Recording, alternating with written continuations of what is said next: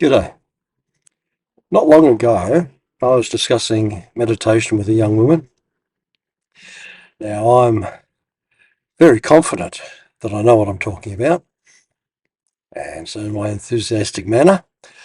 And she asked me this question in the middle of it: "You claiming to have the golden ticket?" And I honestly answered her. I said, "Yes." It wasn't that long afterwards that I realised that she was being sarcastic. She was taking the piss out of me. And, fair enough. There are lots of people out there that make these claims. So that's what I'm going to talk about today, the golden ticket. Now, give you the point straight away. Major point I'm making today. If you want to really succeed in meditation, then independence of mind is what you're going to need. You can't be a follower. It doesn't work. Lots of followers. And so the video is going to explain that point.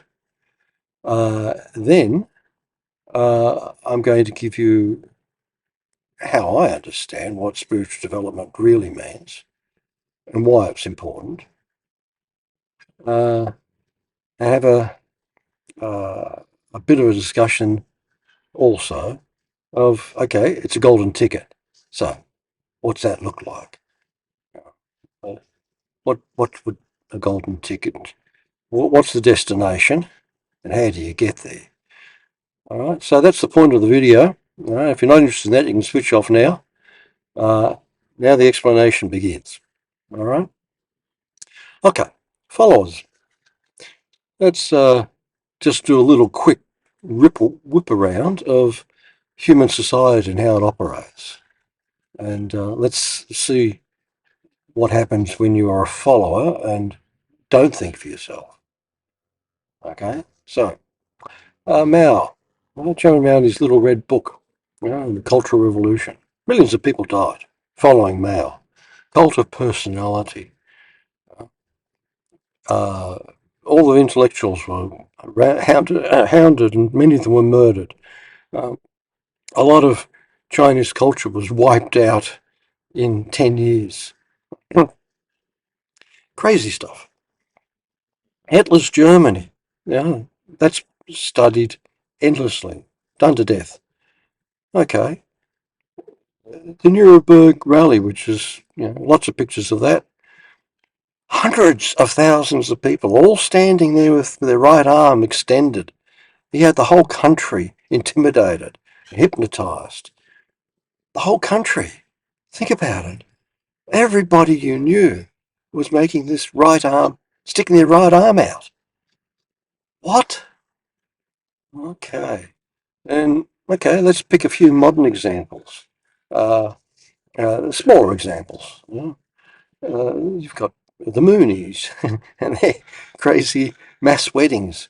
Rajneesh and his orange people. The Hare Krishnas. The biggie, the Kumbh Mela in India.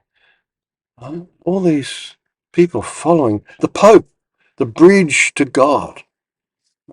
Islam, Buddhism. Now, all of these things share the same trait. Psychologically, I don't see a difference between Chairman Mao and his little red book and Hitler and his Nazi movement and all these religions, because what are they asking you to do? They're asking you to dress up in some funny, special garb, adopt certain rules, live a certain way, conform to what everyone else is doing. It's a complete denial of independence. Right? And this is what human beings do. We do it all the time. We're still doing it. To be a little bit out there, Xi Jinping in China, he's repeating what Mao was doing. He's developing a cult of personality.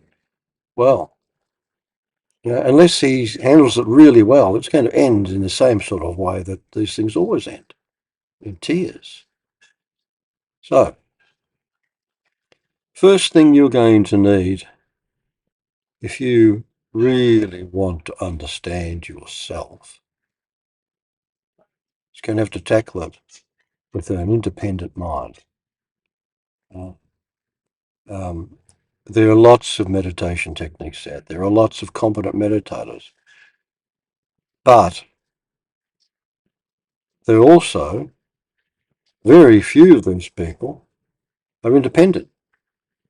They all advocate some philosophy that they've glued themselves onto. And they interpret their meditation experience in terms of this philosophy. Now, there's lots of competing philosophies out there. Pick one. It's a raffle. Good luck. Hope you get the right one, if there is one. Now, my opinion is there isn't one. I don't think I don't think it's humanly possible to answer some of these deep, great questions of the ultimate, uh, the ultimate answer to life, universe, and everything. Yeah. That's a function of human vanity that we think we can do this. So, what's the destination for this golden ticket? All right, give you a definition to think about. It's the one I've got that I think makes some sense. Maybe you will think about it and agree. I don't know. I think genuine spiritual growth shows itself as an ever increasing capacity to appreciate life. Now, let's have a look at what an unenlightened population does in this world. Yeah? A few snapshots of what we've done to planet Earth and continue to do so. This is what an unenlightened creature does to its planet. And it's the exact opposite of appreciation of life. It's using life. It's exploiting. It's vanity. Now, just a little aside, there's a lot of debate these days, contemplating, are we alone in the universe? And if there are other intelligent life forms out there that have transcended the planet they live on and an intergalactic or interstellar species, there's what's termed the Great Filter. And there's a lot of debate about whether humanity is already past the Great Filter and we're going to become a spacefaring species, or whether that Great Filter is ahead of us. Well, I think the answer is already written very plainly in our history. You only have to look at the civilizations that have come and gone, and they disappear basically for the same reason each time: human vanity. They destroy the foundation of their civilization, which is the environment they live in. They cut all the trees down. They engage in wars, conquest, but eventually it all peters out. The rulers all consider themselves elites, better than everybody else. The society crumbles from within over fighting for the same things and a lack of consideration. Tell me that that's not what we're doing to the planet right now. If we were going to be a spacefaring planet, or species, well, it won't be because we get some snappy new technology we can dart off to Mars, as some people think, as a first step. It's all going to be based on a firm foundation. Now, a firm foundation for a society is for an advanced society is reliable agriculture. Number one, a, a beneficial environment. Now, look at what we're doing to the planet right now. Uh, um, we've poisoned it. Now, even the flat earthers will agree with that. We've poisoned our environment, and we continue to do so. We pollute it, we trash it. And we're risking even the climate we live in. Now, I was very fortunate as a young fellow to have a very good mentor. Taught me a lot about philosophy, helped me learn about meditation. He'd come across a quote that, from a Hindu guru, sage, yogi, and he described this planet as the grey sphere, meaning that that's its psychic role. It's neither white nor dark. It's an intermediate stage for souls to traverse from darkness into light. And I always found that a very consoling idea. But I'll tell you what, it better bloody be true, because you know, seriously, we're risking our planet. It better be a grey sphere. It better be indestructible. It better be maintaining its psychic role and a stepping stone for souls to progress. Because if not, we're in trouble. That's unenlightened. All right? Enlightened, if there is such a thing, is this capacity to appreciate life. Now, that's the destination. What's the ticket look like? What's the travel? What's the vehicle in which we travel? Okay. Now, there are lots of meditation techniques out there, and you know they all do something.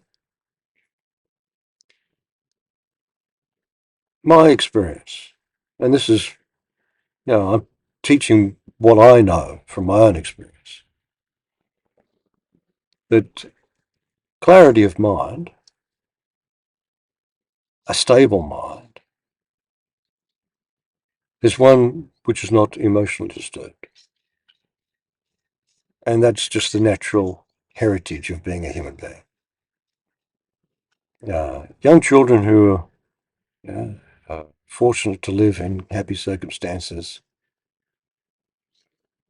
they've already got what they need. Yeah. We lose it over time because we become emotionally disturbed. Now, human emotion, just a little bit of a point on that. We live in extraordinary pressures. There are lots of things which evolution has prepared us for, that we've created for ourselves. Um, Good example, just one example. Once upon a time, when someone was dying, you'd sit around in a vigil because there's nothing you could do. You'd just patiently wait for the person to die, and you'd grieve. But now, someone's in a serious accident or something, they go into the intensive care, and we've got power of life or death. People can be on the edge of death. Now, once upon a time, they just died because the medical facilities weren't there. These days, some people are placed in the situation, they make the choice, pull the plug or continue with heroic efforts. Now, that's just one example of a new emotional pressure that human beings didn't evolve with. We never had the power of life over it, life and death. Not like that. I'll give you another example. Communication. Now, we can be instantly alerted to every conflict, every misery, anywhere on the planet, and we're bombarded by it. Now, that's new too. Mostly, we live in small communities, we knew everybody.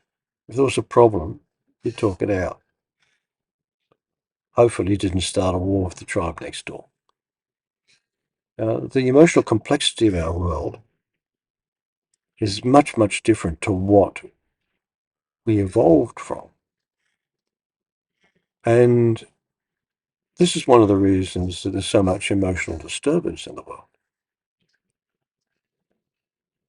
Now, what the ticket looks like, and I've tried to explain it in previous videos, and I'll put a link on the end of this video of what I'm advocating as a technique. It's about understanding how your emotions affect your perception. And if there's no emotional conflict, no emotional turmoil, your mind is naturally quiet and in its best condition. There's no need for these very exotic meditation practices, which some people engage in, and which most people never will engage in. The technique I'm trying to get across to people is that the principles of meditation are actually very, very simple and quite universal. It's actually just a matter of relaxing and maintaining mental alertness, because there's a natural healing process in the mind. You sort things out, given time and given the opportunity to do so. So that's the golden ticket. Um,